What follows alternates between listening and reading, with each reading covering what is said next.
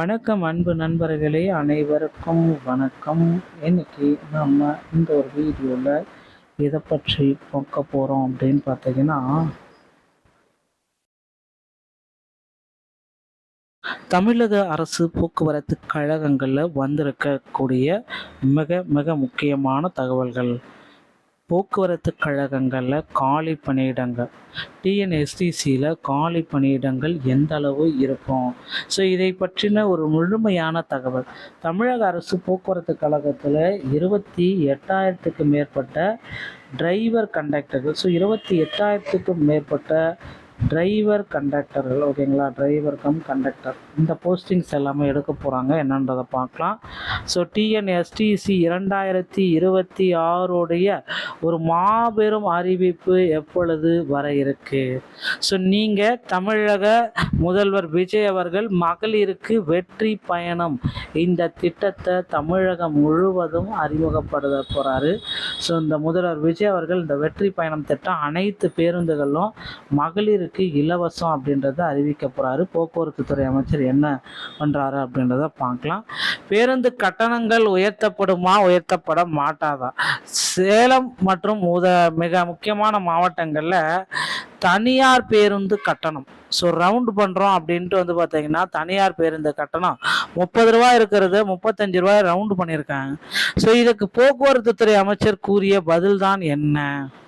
தமிழக வெற்றி கழகத்தில் ஆகஸ்ட் 5 இடைக்கால பட்ஜெட்டில் பார்த்தீங்கன்னா போக்குவரத்து கழகத்திற்கு டிஎன்எஸ்டிசிக்கு எந்த அளவுக்கு நிதி ஒதுக்கீடு இருக்கும் அப்படின்னு பார்த்தீங்கன்னா 35லிருந்து ஒரு 60,000 கோடி வரை நிதி ஒதுக்கீடு பண்ணுறதுக்கு வாய்ப்புகள் இருக்குது.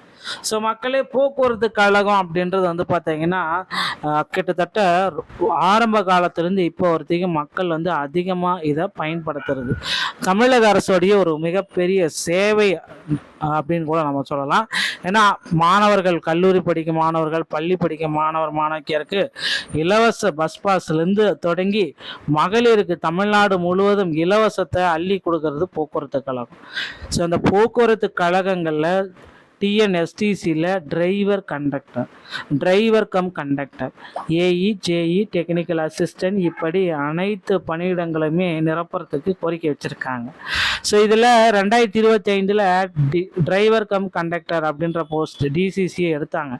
அதில் வெறும் 2,500 பேருக்கு மட்டும்தான் அப்பாயின்மெண்ட் லெட்டரை கொடுத்தாங்க. மீதி இருக்கிற 850 பேர் பெண்டிங்கில் இருக்காங்க.